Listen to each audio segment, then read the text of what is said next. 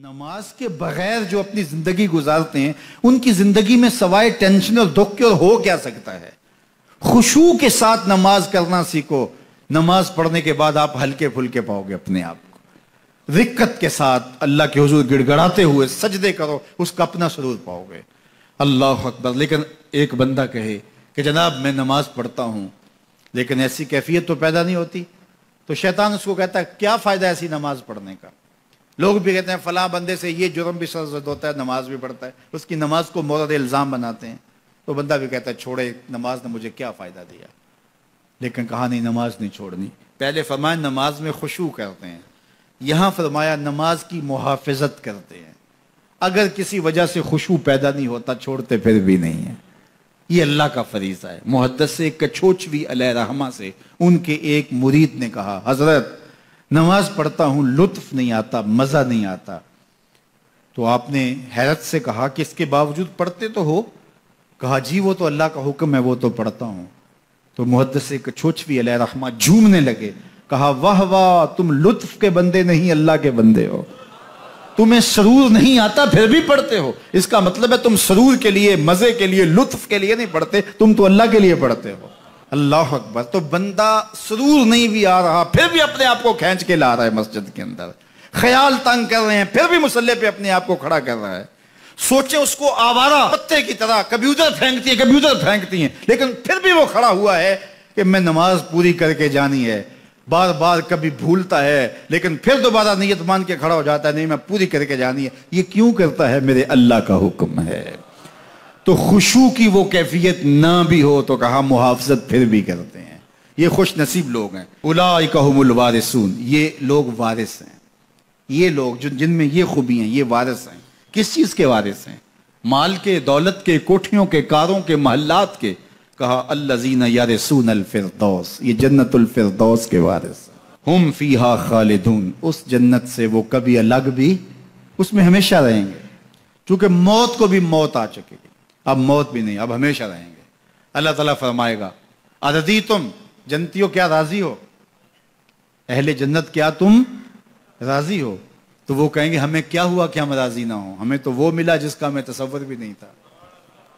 ہمیں جنت مل گئی, محلات و قصور مل گئے. جو سب سے آخر میں جنت میں جائے گا, سب سے آخر میں, جس کو ہماری پنجابی میں پھاڑا کہتے ہیں, سب سے آخر میں, اس کو جنت میں کتنی جگہ ملے گی؟ جو بندہ سب سے آخر میں آتا اس کو دھوپ میں جگہ ملتی ہے, جو اس سے تھوڑا سا پہلے آئے گا اس کو برآمدے میں ملی, جو اس سے پہلے آیا اس کو اندر جگہ ملی. ایسے ہی ہوتا ہے. تو جو سب سے آخر میں جائے گا جنت میں تو وہ سب سے بڑا گناہگار ہوگا, اور جہنم کے رگڑے سہ سہ کے وہ جہنم سے نکلے گا سب سے آخر میں. بخاری شریف میں تذکرہ موجود ہے. اللہ کے حضور حاضر ہوگا اور اللہ اس بندے کو کہے گا بتا کیا چاہیے؟ وہ کہے گا مالک مجھے یہ چاہیے. اللہ فرمائے گا لکا ما تمنیت, جو تو نے آرزو کی جات سب کچھ میں نے تیری جھولی میں ڈال دیا, اب جنت میں چلا جائے گا. اب اس کو تو یہ ہوگا سایہ دیوار میں جگہ مل جائے تو غنیمت ہے, جنت کے کسی درخت کے نیچے جھونپڑا لگا لوں تو کافی ہے, چلو کوئی 2 مرلے کا 3 مرلے کا کٹھیا بھی مل جائے تو کافی ہے. اس کے لیے تو اتنا ہی کافی کہ جہنم سے نکل گیا. لیکن اس کو کہا جائے گا جا جنت میں چلا جا, اور تیرے لیے جنت میں دنیا سے 10 گنا جگہ ہے. دنیا سے, بخاری کی روایت, 10 گنا جگہ. یہ 7 بر اعظم پہ پھیلا ہوا جہاں, اور اس کو 10 سے ضرب دے, اتنی جگہ اس کی ہے جو سب سے آخر میں جائے گا. جب اللہ یہ فرمائے گا تو وہ کہے گا اتسخر وانت الملک, میرے رب تو مجھے رب ہو کے مذاق کر رہا ہے, مالک ہو کے مجھ سے مذاق کر رہا ہے, بادشاہ ہو کے مجھ سے مذاق کر رہا ہے. اس کو لگے گا ہی نہیں کہ مجھ کو, میں ساری زندگی پاپ کرنے والا لیکن ایمان کا چراغاں تو اندر تھا. اللہ اکبر. آج نکلے گا تو جنت میں سب سے آخر جانے والے شخص کو کتنی جگہ ملے گی؟ دنیا سے 10 گنا جگہ دنیا سے سب سے آخری شخص کو, پھاٹے شخص کو ملے گی. پھر بلال حبشی کی جاگیروں کا عالم کیا ہوگا؟ ابو بکر و عمر کی جاگیروں کا عالم کیا ہوگا؟ بابا فرید گنج شکر, داتا گنج بخش علی اجویری, شیخ احمد مجدد الفسانی کی جاگیروں کا عالم کیا ہوگا؟ مالک کے حضور جب بندہ عزت سے سر جھکا دیتا ہے اللہ کی رحمتیں بندے پہ نازل ہوتی ہے. ایک روایت میں آتا ہے جب بندہ نماز کے لیے کھڑا ہوتا ہے, ابھی اس نے سجدے میں جانا ہوتا ہے, ابھی وہ قیام ہی کرتا ہے, اللہ فرماتا ہے میرے بندے کے گناہ جو ہیں اس کے بدن سے نکال کے ایک سمت کر دو تاکہ میرا بندہ اس حالت کے اندر میرے حضور حاضر ہو کہ وہ گناہوں سے پاک اور صاف ہو۔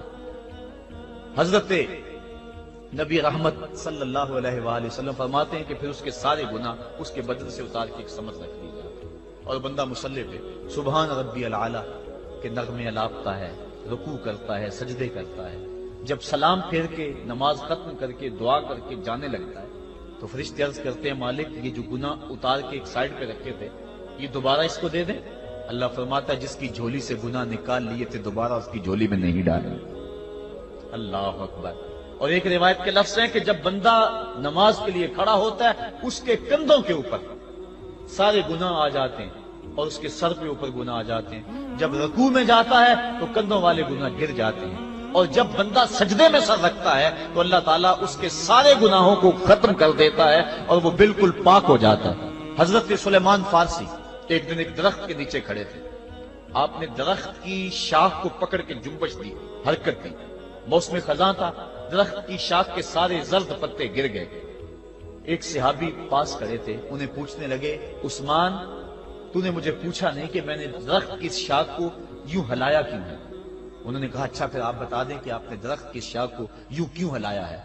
کہا سنو پھر ایک دن میں اور چند صحابہ حضور کے ساتھ جا رہے تھے، رستے میں ایک درخت آیا، اس کے نیچے حضور کھڑے ہوئے، حضور نے اس طرح درخت کی شاخ کو پکڑ کے ہلایا، یوں پتے جھڑ گئے، ہم اس منظر کو دیکھتے رہے۔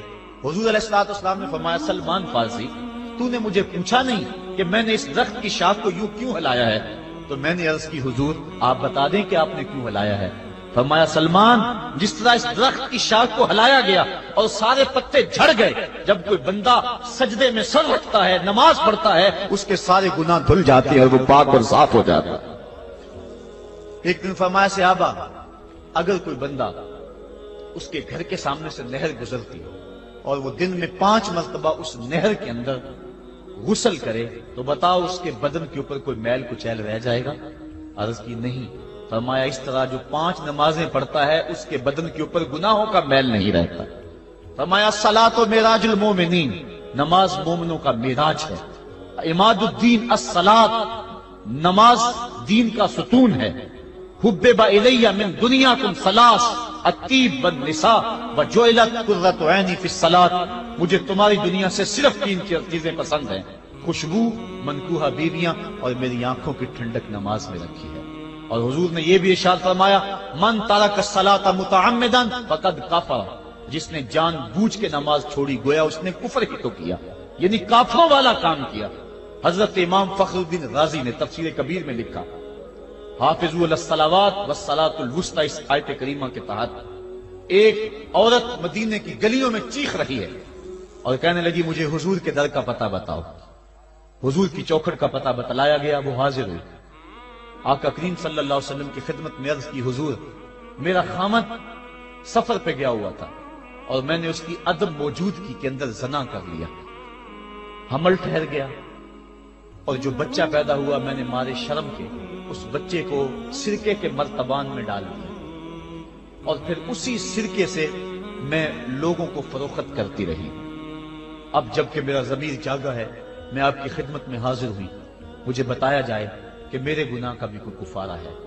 حضور نے ارشاد فرمایا جو تو نے زنا کیا ہے اس کی سزا رجم ہے کیونکہ تو شادی شدہ ہے، اور جو تو نے بچے کو قتل کیا ہے قتل کی سزا قتل ہے، اور جو تو نے سرکہ بیچا ہے فقد ارتکبت کبیرہ، تو نے کبیرہ گناہ کیا ہے، اس کی سزا تو قیامت کے دن پائے گی۔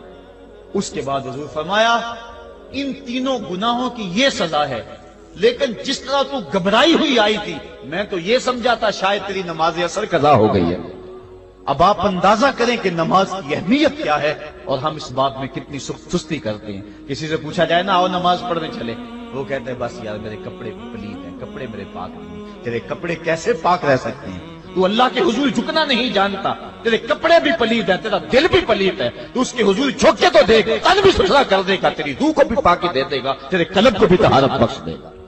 تو اس کے حضور آ جھک، اس کے حضور سجدوں سے اللہ کے حضور خراج پیش کر اپنی محبتوں کا۔ جب بندہ سجدے میں سر رکھتا ہے اللہ فرشتوں میں فخر کرتا ہے میرے بندے کو دیکھو نا بالآخر میرے حضور ہی جھکا ہے نا۔ کتنے گناہ کیے اس نے، کتنے جرم کیے اس نے، لیکن بالآخر میرے حضور آیا اور اپنے گناہوں کی معافی مانگتا ہے۔ فرشتوں گواہ ہو جاؤ، میں نے اپنے اس بندے کی مغفرت فرما دی۔ تو اللہ کے حضور نماز پڑھنے والا، بلکہ ایک روایت مسند امام احمد بن حنبل میں موجود ہے، حضور فرمایا جب بندہ نماز کے ارادے کے لیے اٹھتا ہے اور وضو کرنے کے لیے جب پانی کا پہلا قطرہ چلو پہ لیتا ہے، جو ہی اس کے بدن سے وضو کا پانی چھوتا ہے، اللہ اس کے گناہوں کو معاف فرما دیتا ہے۔ جس نماز کے قصد کے لیے اٹھیں اور وضو کریں اور پانی چھوتے ہی گناہ معاف ہو جائیں، اگر اس نماز کا اعلیٰ درجہ سجدہ کر لیا جائے تو پھر مالک کی کتنی رحمت نازل ہوگی۔ یہ کتنی بڑی دولت ہے، یہ کتنا بڑا سرمایہ ہے جس سے ہم لوگ محروم رہ جاتے ہیں۔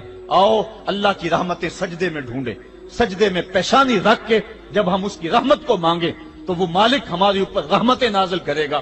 آج پوری دنیا کے اوپر مسلمانوں کے ساتھ جو حالات ہیں وہ کسی سے مخفی نہیں۔ کوئی کہتا ہے کہ معاشی طور پہ مسلمان کمزور ہیں، اس وجہ کو بھی میں تسلیم کرتا ہوں۔ مسلمان کے پاس آلات حرب و ضرب بھی موجود نہیں ہیں، اس وجہ کو بھی تسلیم کر لیا جائے۔ سیاسی طور پہ مسلمان کمزور ہیں، اس وجہ کو بھی تسلیم کر لیا جائے۔ یہ ساری وجہیں اپنی جگہ پہ، لیکن یہ بھی تو سنو، مسلمانوں کی تعداد اس وقت 1 ارب 40 کروڑ ہے۔ افرادی قوت اتنی کبھی بھی مسلمانوں کی نہیں ہوئی تھی۔ اس وقت مسلمانوں کے پاس ایٹمی طاقت موجود ہے، اتنی قوت عسکری کبھی بھی مسلمانوں کے پاس نہیں ہوئی تھی۔ 56 اسلامی ملک ہیں جن میں قیمتی معدنیات سے اور تیل کی دولت سے اور سونے کی قیمتی معدنیات سے یہ مسلمان مالا مال ہیں۔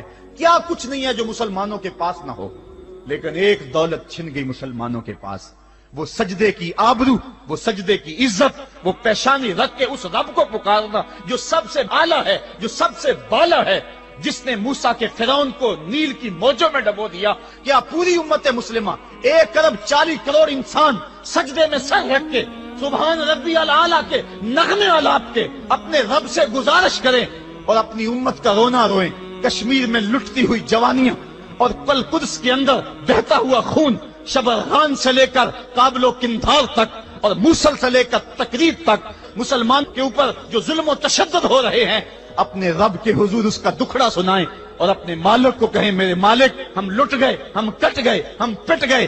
اسلحے بھی موجود، افرادی قوت بھی موجود، سیاسی طاقتیں بھی موجود، لیکن اس کے باوجود مسلمان دبتا چلا جا رہا ہے۔ اسی کشتی کو ہے خوف تلاطم صد حیف منہ موڑ دیے تھے جس نے بڑھتے ہوئے طوفانوں کے، جو 300 ہو کر جرأت اور وہ طاقت اور وہ عظیمت کی داستانیں رقم کرتے ہیں کہ مالک تو بھی اس دن کو یوم فرقان کہہ کے پکارتا ہے۔ آج وہ امت بھیچ منجدار کے اس امت کی کشتی ہچکولے کھا رہی ہے۔ ہماری فریاد، ہمارا استغاثہ تیرے سے ہے، میرے مالک ہمارا کھویا ہوا وقار بحال کر دے اور اس امت کو اس مرتبہ کمال تک پہنچا دے جس مرتبہ کمال تک یہ امت پہلے پہنچی تھی، اور ان کا کھویا ہوا وقار بحال کر دیا جائے۔ آج بھی ہم اگر سجدوں سے اپنے رب کو منا لیں اور وہ روٹھا ہوا رب آج بھی ہماری مدد کے لیے آ جائے تو پھر کوئی قوت، کوئی طاقت ہمیں نہیں لتاڑ سکتی۔ آئیے ہم سجدے سے اپنے مالک، اپنے خالق اور اپنے رازق کے حضور اپنی محبتوں اور اپنی الفتوں کا خراج پیش کریں۔